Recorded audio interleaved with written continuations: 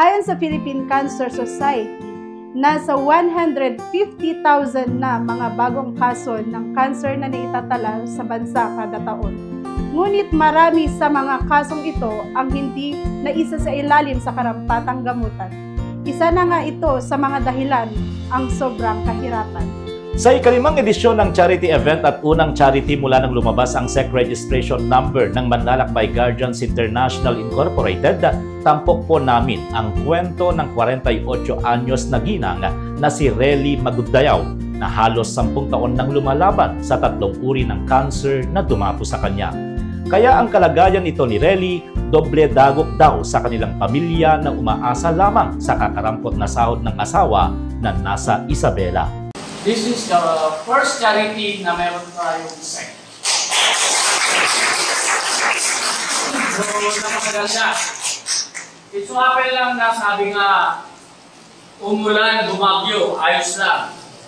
Kasi yan ang buhay natin. Wala tayong, hindi tayo pwedeng basta-basta mag-surrender. Hindi naman tayo ice na kung nabasa ay malulusan. Diba? Yung sinabi kanina nito, kaya may programa ng Moto Trade na magbibigay kami ng mga relief goods to rest of the poor. So, umikot kami dito house to house. So, from house to house na yan, ino-obserbahan ko ng bawat binigyan na relief goods. Kahit kung kunting relief goods yun, at least yun ay nakakatulong ng bawat household. Poorest of the poor talaga. Nung umikot ako na gano'n, is pang 10th to the last year, nakita ko, nasaan yung subject na bibigyan namin? Pwede ba yung anak, sabi yung HW? Pwede naman, sabi ko na gano'n. Pagpasok ko na gano'n is nandun, nakahiga yung recipient natin. So sabi ko sa kanya, Ma'am, ilang years na po kayo na nakahiga dyan? Sabi ko na gano'n. Matagal na. Mag-10 years na. Mag-10 years na this year. So, sabi ko na gano'n is, hindi ako mangangako na tutulungan kita sa aking organization ng Guardians. So, napaiyak, very emotional yung recipient natin. Siya ay taga Mindanao. Visayas. So, habang in-interview ko, is bedridden na talaga siya. Tinanong ko yung sakit niya.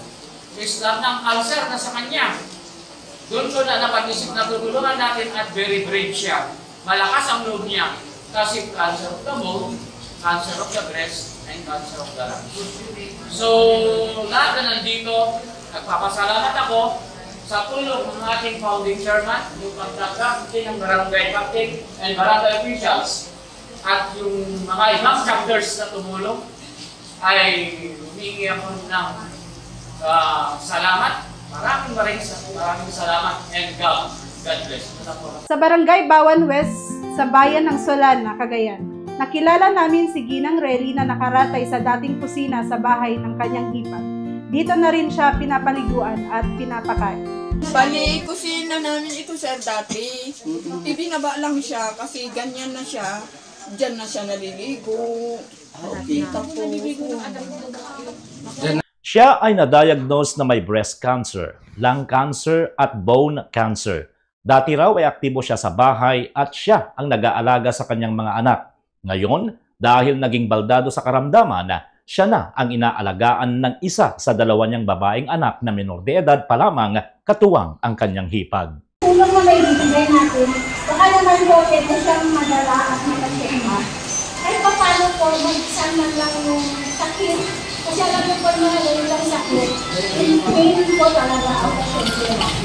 Kahit pa na yung gamot na para sa pain, mabigyan man lang siya. So, elevate naman yung pain na nararamdaman niya. Sa tulong ng Manlalakbay, nakalikom ang grupo mula sa mga miyembro at ilang pribadong individual ng mahigit 16,000 na tulong pinansyal kasama na ang mga pangunahing pangangailangan na binigay sa pamilya. Ang total donations po natin is amounting to 15,900. And then, a part of it, naibili po natin ng bigas at at saka mga groceries. So, mga mag-net po, ilaless na lang po natin yung groceries na dun sa 15,900. So, most likely, may mag-net po tayo na 13,300. At saka itong iba, pangkusina ito. Pangkusina man po ito. Mantika, mga kailangan nyo. Hindi ka nalalabas kung uulan. May sardinas, may mga noodles, may itlog. Andito po lahat. Mixi na yung paan. Ano lang yan eh. Putulin o kung kaya ko putulin. Palakas muna ako. Ano sabi ng doktor? Puputulin daw? Hindi naman po, sir. Bakit? Samahan mo lang ng dasal. Kasama ka sa dasal po namin, Nay. Lumiit na Walang imposible sa Panginoon. Hindi na talaga. Kati, nung nakikita kita sa daan maganda yung katawan mo, biglang ganyan. Siyempre, ayos na. Tingnan mo, ayos na. Importante. Nakalaga mo sarili mo. Mabuhay ako. Hindi, dasal lang tayo sa Panginoon, para alam mo, siyempre, nandyan pa si Juan, nung talaga kinuha ka na, Kaya nga po. Kami po, instrumento lang po kami. nandyan pa rin Na- si God, para na tutulong sa atin. Bukod sa tulong na ibinigay ng manlalakbay, nangako ang barangay chairman ng Barangay Bawan West sa bayan ng Solana na i-endorso niya sa Municipal Health Office o MHO ang kalagayan ng ginang para mabigyan ng atensyong medikal.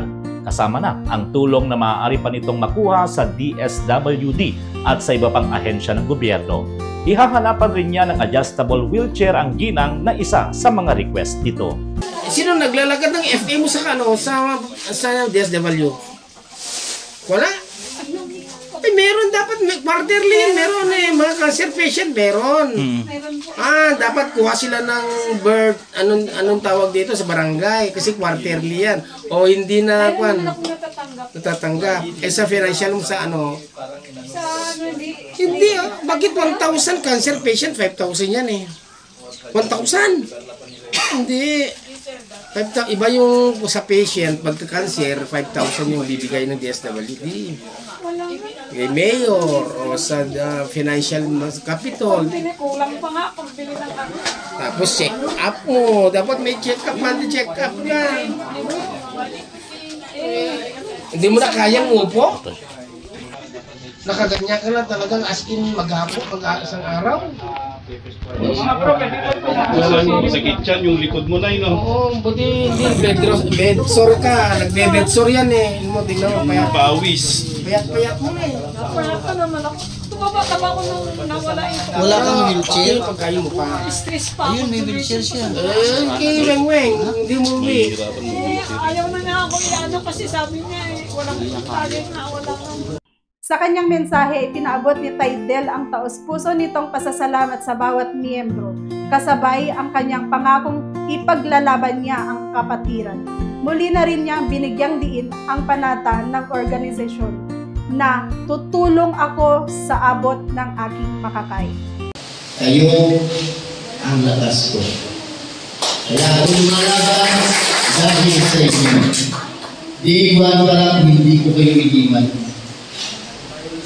Kasi nasa puso ng bawat isa ang pagtulong.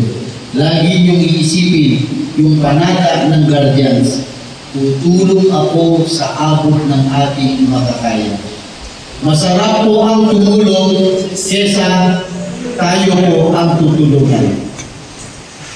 Mas marami pong blessings ang babalik, maniwala po kayo. Salamat sa mga leaders, sa mga members na dedicated po na magsilbi sa mga nangangailangan. Salamat at nakapag-antay kayo. Lagi kong sinasabi sa mga members na ito lang ang madadala natin pag tayo'y pumanaw. Kahit 5 duling, wala po tayong madadala. Bagkus, ito pong ginagawa natin, wala na tayo sa mundo, pag-uusapan pa rin tayo. Anong gusto niyo marinig? Pag tinanong yung apo ninyo, sinong lolo mo? Si Don Jose. Maya, tanatay ni lolo, kawan na namin na nasya ito yung ato tinaga. Kesa sinong lolo mo, si Pedro, napakabuti ng lolo mo, isusubo na niya, ibibigay pa niya sa kapwa. Ganun siya ganun siya mabuting tao. Di ba ang sarap pakinggan na yung next generation, sila yung nakikinabang sa ginagawa natin.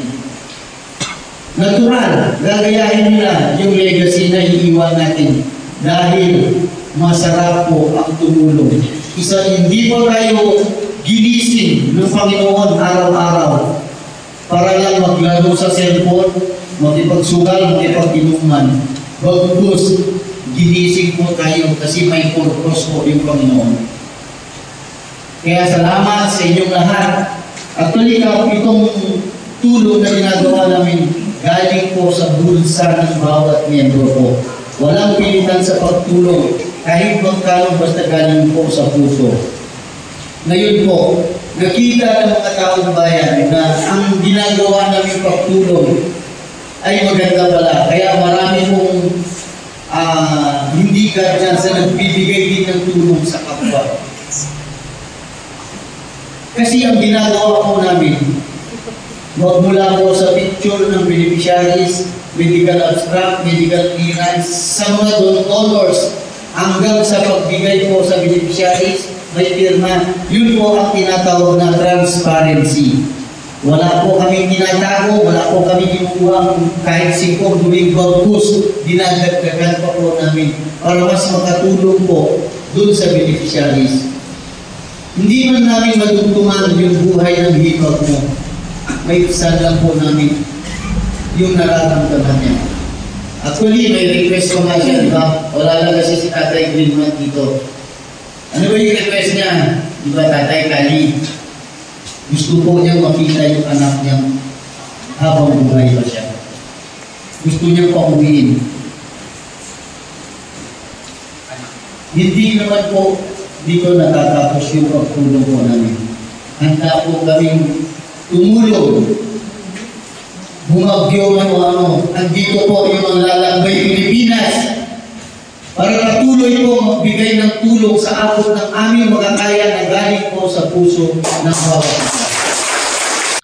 Samantala, malugod namang inanunsyo ni Taidel ang paglabas ng Securities and Exchange Commission o SEC registration number ng manlalakbay dito lamang buwan ng Setyembre. Ibig sabihin, maaari nang magsagawa ng markings ang grupo para sa mga potensyal na magiging miyembro ng manlalakbay bilang isang organisasyon na may layuning makatulong sa higit na nangangailangan. Yung SEC number natin, Tad. Actually, malaki ang impact nito. Kumbaga sa bangka, isang bangka tayo, dito tayo kumakapit. Ang SEC kasi, parang ano yan eh, bagong sinira na sanggol na pinanganak na kailangan may birth certificate. Yan po ang patunay na legit po tayo.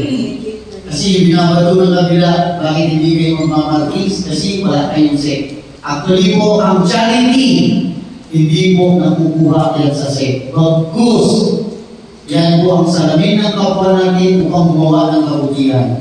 Itong SEC na ginawa natin, dahil tayo po ay guardians, ilagay natin sa tama. May nag-message po dun sa post ko na sana lahat ng NGOs ilagay nila sa logo nila yung SEC para makikita na legit po sila. Para makikita na hindi po tayo ng lolo ng kapwa. Bagkus, dyan po tayo umakapit. Yan po yung pinakamatibay na sandaran natin, yan SEC. Ngayon, wala nang nagbabas sa atin, wala nang lumalabas na fake po tayo.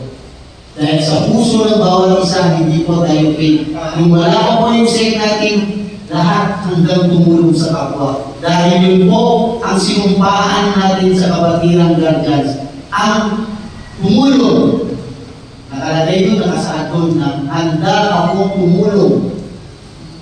Wala pong sinabi doon na ibang bagay, kundi yung pagpasok mo sa guardians, ano ang magagawa mo sa kapatiran guardians. Hindi yung ano ang nagagawa ng guardians para sa iyo. Bilang mga nilalang na may damdamin at pangangailangan, mahalaga ang pagtutulungan upang mapagaan ang bigat ng bawat isa. Ang pagtulong rin ay nagbubunga ng positibong epekto, hindi lamang sa tinutulungan, kundi pati na rin sa tumutulong. Sa simpleng pagbibigay ng oras, kaalaman o yaman sa nangangailangan, nagiging instrumento tayo ng pagbabago at pag-asa. Sa ngalan ng Malalakbay, kami po ay lubos na nagpapasalamat sa lahat ng tumulong para kay Ginang Rey. Mula sa Malalakbay Headquarters, ako si Sis Star. At ako naman si Bro Drew.